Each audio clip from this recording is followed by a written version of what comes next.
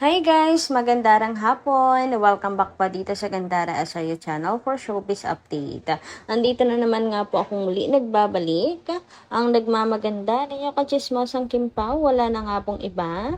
Ang lokalat na si Gandara Asayo upang magatid sa inyo ng latest update and fresh happenings patungkol kila Kim Chiu and Paolo Avellino. And para po sa hapong ito ang tatalakayin natin at pag-uusapan ay may kinalaman po dito sa paglilipat ng Kim Pao na possible pong mangyari.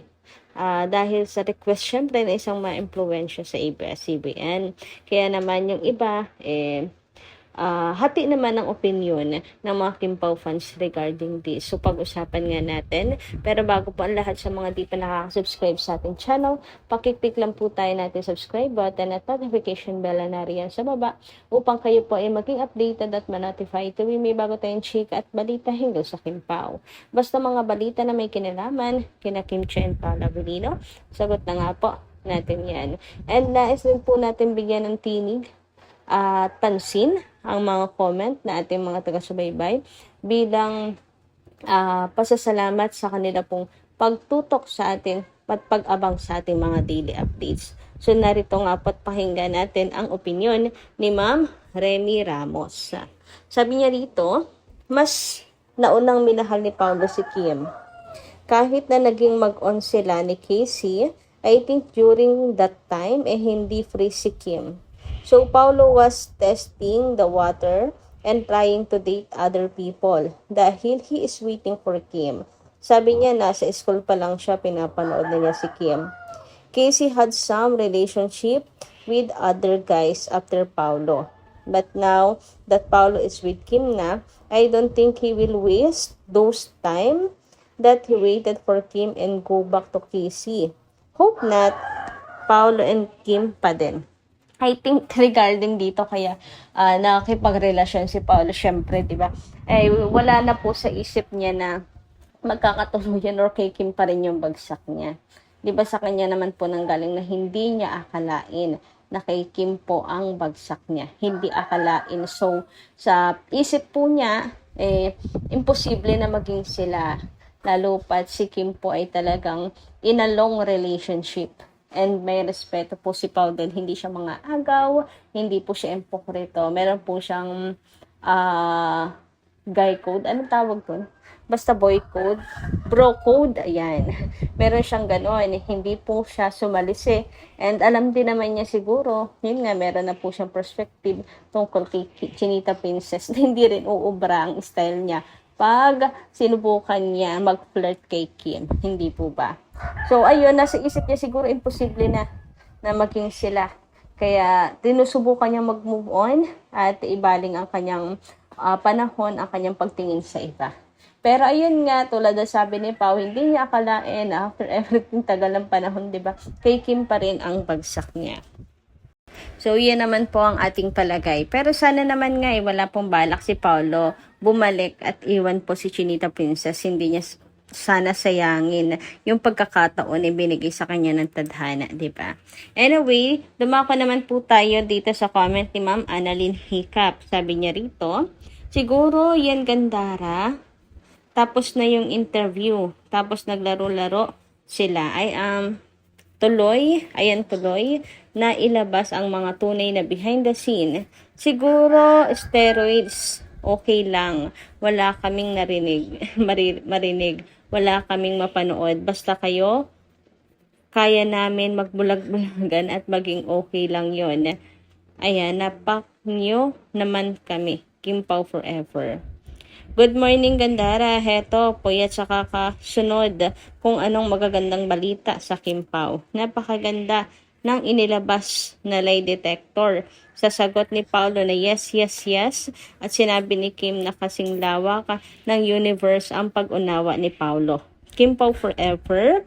Good morning, have a blessed morning to us and to our Kim Pao. Dami talagang ayuda doon sa lie detector. Masasabi ko na isa yon sa best ayuda. Best ayuda ng Kim Pao talaga kasi buong katotohanan lang yon. Ikaw ba naman naka-lie detector test, di ba? Malalaman kung ikaw ay nagsisinungaling o hindi. So, best ayuda yon kasi genuine, real answers. And mula po talaga sa puso ng Kim Pao yung kanilang mga sagot. Tama po ba?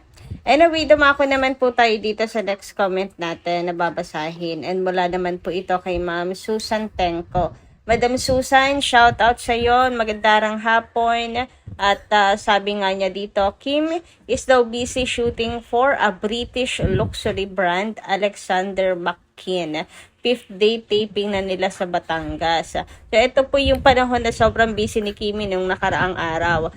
5th day nga yung shooting ni Chinita Princess, di ba?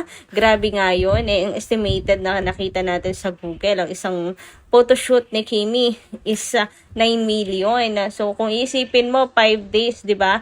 Grabe, laking pera, no? Parang, ano lang talaga, sumasalo ng mga umuulan na pera si Chinita Princess. Grabe naman nga yun. Napakaswerte ni Kimi. Kaya dapat talagang lubusin yan hanggat napakalakas pa po niyan. Kasi sa show business, alam nyo naman, hindi po araw-araw Pasko, taon-taon Pasko. Kaya bawat talaga sinusulit ni Kim. Anyway, congratulations Chinita Princess sa mga bago mong natatanggap na endorsement. Andito lang kami, lagi nakasuporta. Alam naman namin na super deserve mo ang mga natatanggap mong blessings. Anyway, dumako naman tayo ngayon dito sa The Alibay na kung saan ay for the promote na nga po ang lahat. And meron po ako nabasa post ni MJ. Sabi nga niya dito, bukod sa cinematography, ang ganda din ng color grading ng The Alibay, no? Yes, true. Kaya naman hindi po tayo mapapahiya na ilagay po sa first lot ang The Alibay. Nakakatuwa nga kasi naniniwala ako guys na kahit hindi na tayo push. Marami po nanonood ng first time slot. Maganda naman yung story, mayroon talagang rason para mag-viral siya kasi hindi lang ito tungkol sa pagod ng Kim Pao, kundi sa ganda ng storya, sa ganda ng pagkakagawa.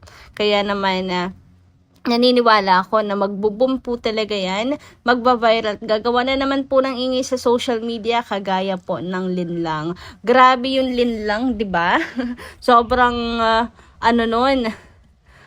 sobrang lakas nun. Kaya naman kung magagawa po natin na mapataas ang ratings nito, talagang napakalakas ng Kim Pao.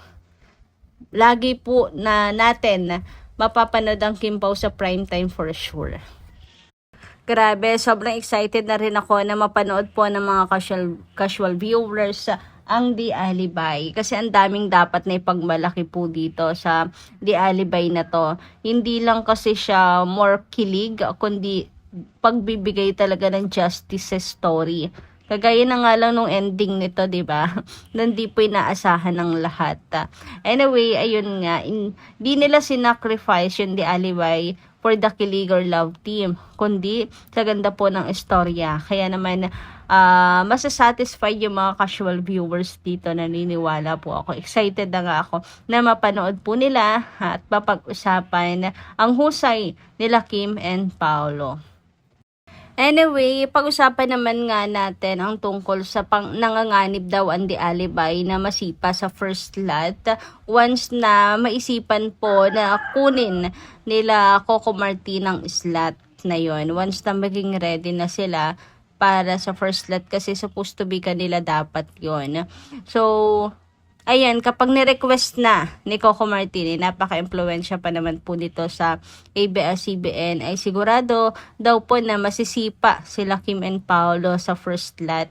Kaya kaya sabi po dito, dapat ay gawin natin ang lahat habang sila po ay nasa first lot.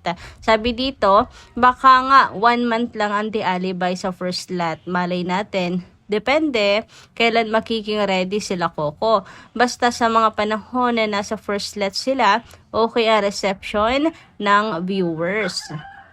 Sabi naman dito, ang dami kong nababasa na pagtapos daw ng WLB, ililipat ang The Alibay sa second slot. Nag-iipon lang ng scene or pondo airing ang Sigabo. I don't know then, Sa Blue Up naman, okay naman ang casual. Marami naman ako nababasa na excited din sila. Baka basher lang ng Kim Pao yung iba. na hindi daw manood. Yes, true. Mga basher lang naman po nagsasalita ng ganun. And tungkol naman sa pagsipa sa Kim Pao, I don't think, kasi ano naman po mabilis lang ang The Alibay. Hindi naman po siya sobrang habang kwento. Ayan, maikli lang din po siya kung ilalagay po sila sa first lot. Baka nga 1 month lang po ang abutin. Kaya, 1 month, 2 months, 1 month lang akong susumahin mo Ano ba? Ilang episodes ba dapat? Kasi may uncut Depende kung paanohin nila. Paiikliin ng paiikliin kada araw yung pagpapalabas. Yung 1 episode sa Prime Video, baka gawin nilang 2 episodes yun, di ba, hatiin. Ganun pa man, maikli pa rin. Maikli pa rin po ito, kaya I don't think na kinakailangan nilang tanggalin sa first lot kung kailan na lamang nila maisipan ang The Alibay.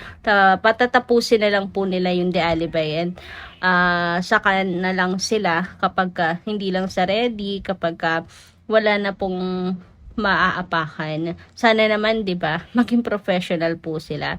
Wag naman pong gawing parang second option lang ang Kim Pao, kasi A-lister din naman sila Kim and Paolo. About naman dyan, I don't think napapayag din si Paolo Avellino. So, palagay nyo, payag kaya si Pao na ililipat sila? Anyway, hanggang dito lang muna yung ating update. Thank you so much guys sa inyong pakikiligan. Kita-kits po tayo muli sa mga susunod natin, chika. Maraming salamat at ingat po kayo palagi.